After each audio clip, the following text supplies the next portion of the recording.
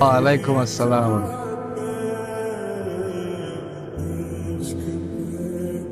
মা, তোমার নাম কি? অনন্যা চৌধুরী।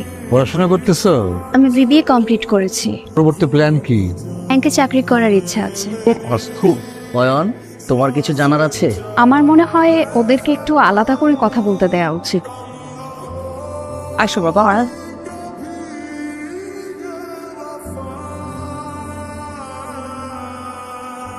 হ্যাঁ, আমি অয়ন, ঢাকা একটা মাল্টিন্যাশনাল কোম্পানিতে জব করছি। This is the first time আমি কোনো মেয়ে দেখতে আসছি উইথ মাই ফ্যামিলি। আপনার যদি কিছু জানার থাকে আপনি আমাকে জিজ্ঞেস করতে পারেন।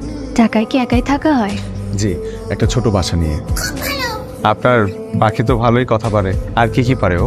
আমি যখন গান গাই ও আমার সাথে গান করে। আপনি গান গাইতে পারেন? একটা গান শোনাবেন? অতটা ভালো পারে না। রুম থেকে এখন গান গাইলে ড্রয়িং রুম থেকে শোনা যাবে। পরে কখনো শোনাবনি? আপনি যদি কিছু মনে না করেন আমরা কি একজন আরেকজনের নাম্বার এক্সচেঞ্জ করতে পারি? ফোনে গান শুনবো। জি। সরি, আমার মনে হয় নাম্বারটা এভাবে চাওয়া ঠিক হয়নি। 10 মিনিটের বসে ভুল করে ফেললাম নাকি? আমি না দিলেও তো মা দিয়েই দেবে। আমিই দিই। না, সমস্যা নেই, শেয়ার তো আমরা করতেই পারি। হ্যালো। কি? সত্যিই তো, কি ভালো। ছবিটা এটা আপনি এঁকেছেন? চেষ্টা করি। আপনি ছবিও আঁকেন? টুকটাক। তোমরা একটু পাশাপাশি দাঁড়াও তো। এই ঐশী, একটা ছবি তো। বাহ। কাটিয়েছি। আজিম ভাই, আপনারা যদি কিছু মনে না করেন, আমরা অনন্যারে একটা আংটি পরায় নিতে চাই। আমাদের কোনো আপত্তি নাই।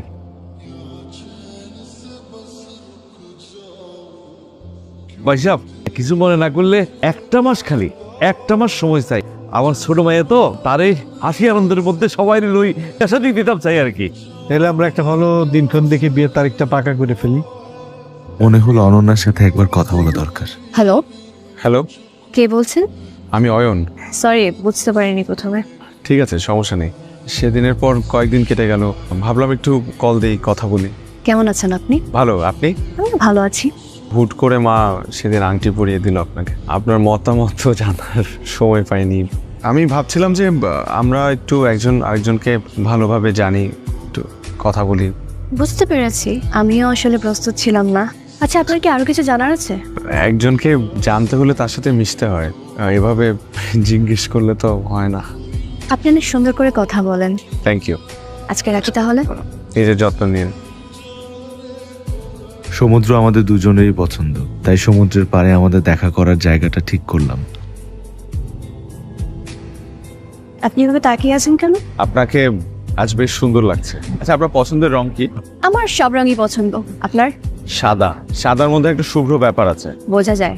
ফেসবুকে আপনার সব ছবি, সাদা শার্ট, সাদা পাঞ্জাবি। আপনি আমাকে স্টক করেন নাকি? করেছিলাম একদিন। কেন, আপনি করেন না? চেষ্টা করেছিলাম কিন্তু সাকসেসফুল হয়নি। আপনার প্রোফাইল লক করা, ভেবেছিলাম রিকোয়েস্ট দেবো, পরে ভাবলাম আপনি কি মনে করেন।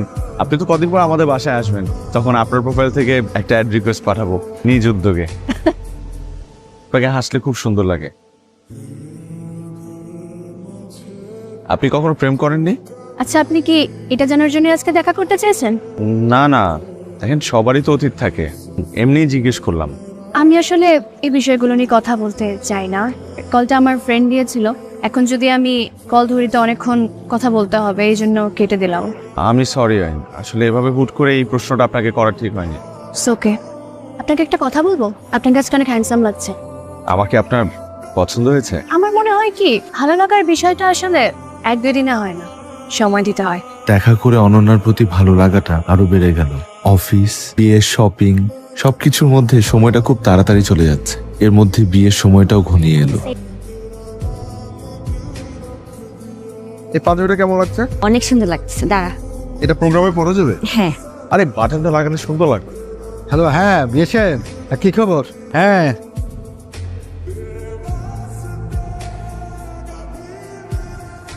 আই মিউজিকটা অফ করো। আসসালামু আলাইকুম, আমি অয়ন। বাবা, আমি অনন্যর বাবা। অনন্য আসলে একটা সিটি রেখে বাসা থেকে বের হয়ে গেছে, যে সব জায়গায় খোঁজাখুঁজি করতেছে, আমাদের কারো ফোনও রিসিভ করতেছে না।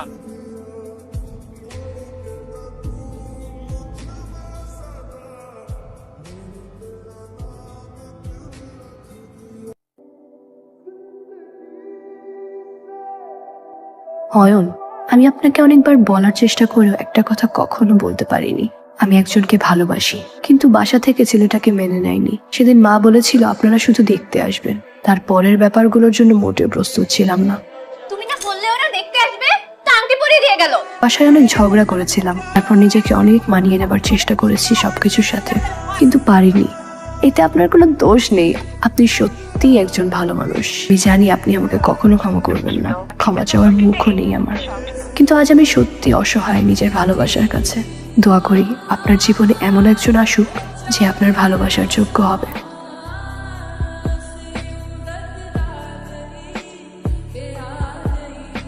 আজকে যা হয়েছে তা নিয়ে আমি কখনো কোনো কথা শুনতে চাই না। অনন্যাদের বাসায় তোমরা কেউ ফোন দেবে না। আর মা, বিয়ের কথা আমাকে কখনো আর বলবে না। আমার যদি বিয়ে করতে ইচ্ছা করে আমি নিজ থেকে তোমাদেরকে বলবো।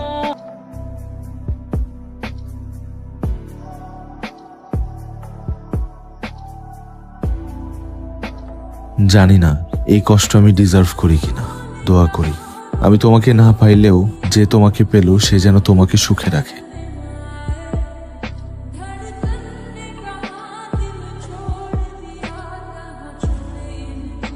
এক্সকিউজ মি, এটা আমার সিট। সরি।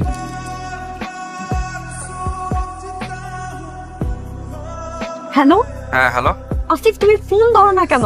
খেয়াল করি না কি বলো না। তুমি বাসা থেকে বের হয়ে গেছি, রাতেই তো বললাম। বাসা থেকে বেরিয়ে গেছে মানে? তোমাকে না আমি না করছি? আসিফ, তুমি কি বুঝতেছো না আমার সিচুয়েশন কি? তুমি এখন কোথায়? আমি এখন বাসে উঠলাম, কি টাকা আসতেছি। তুমি কি পাগল হয়ে গেছো যে? তোমাকে আমি কালকে কি বুঝাইছি? আসিফ, আমার না এইসব কথা শুনতে ইচ্ছা হচ্ছে না। তুমি তোমার বাসার ঠিকানা বলো। তোমার কি মাথা খারাপ হয়ে গেছে? আমি তোমাকে বাসায় নিয়ে যাবো? বাসার পরিস্থিতি কিরকম তুমি জানো? হ্যাঁ, তুমি বাস থেকে নেমে আমাকে ফোন দাও, আমি নিতে আসবো। আর শুনো, তোমার বাসা সিআরবির পাশে, এটা কিন্তু আমি জানি। রাখতেছি আমি। আচ্ছা, বাসটা যেখানে থামবে ওখান থেকে সিআরবি কত দূর? 1 কিলোমিটার। ফার্স্ট টাইম যাচ্ছেন চিটাগং? না, এর আগেও একবার এসেছিলাম। আমি আপনাকে আগে কোথায় যেন দেখেছি। সেই কমন ডায়লগ ছেলেদের। কোথায়? তাই তো, কোথায়? শেষ কবে আসছিলেন চিটাগং? দেখেন, আমি না অনেক ঝামেলায় আছি।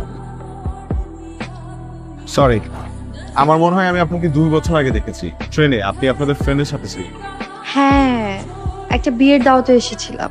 আপনি বলছিলেন না যে সব ছেলে কমন ডায়লগ, সব ছেলে এক হয়। সরি, আমি আসলে অনেক প্রবলেম আছে। বাসা থেকে পালিয়েছেন? সবই তো শুনলেন।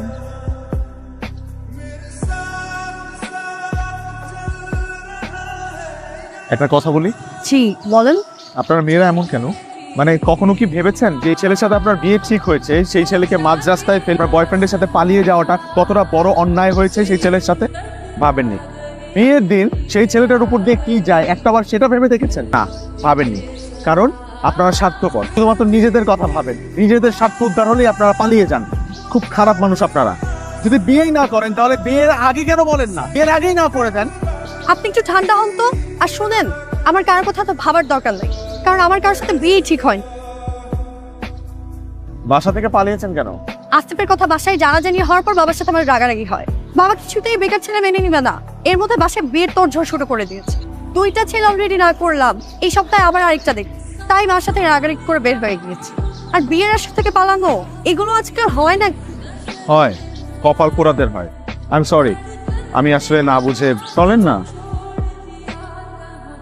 আচ্ছা, আপনি এত সিরিয়াস হয়ে গেলেন কেন তখন? সে অনেক কাহিনী। প্রবলেম না থাকলে বলতে পারেন, কষ্ট ভাগ করে নিলে কষ্ট কমে। 2 বছর আগে আমার বিয়ে ঠিক হয়েছিল। Arrange marriage? Arrange marriage. Arrange হলো মেয়েটাকে আমি অনেক বেশি ভালোবেসে ফেলেছিলাম। সব থেকে বেশি কষ্ট লাগতো কখন জানেন? যখন মানুষ সবকিছু জেনে আমাকে প্রশ্ন করতো তোর বউ নাকি পালিয়ে গেছে। হয়তোবা তারাও মজা করার জন্য প্রশ্নটা করতো, কিন্তু এখানে আমার দোষ কি বলেন? আমার ফিলিংস গুলো তো জেনুইন ছিল, তা আমি কেন মানুষের হাসির পাত্র হবো? আপনি কি ওই মেয়েটাকে এখনো ভালোবাসেন? আমাকে দিয়ে আর এসব ভালোবাসা হবে না।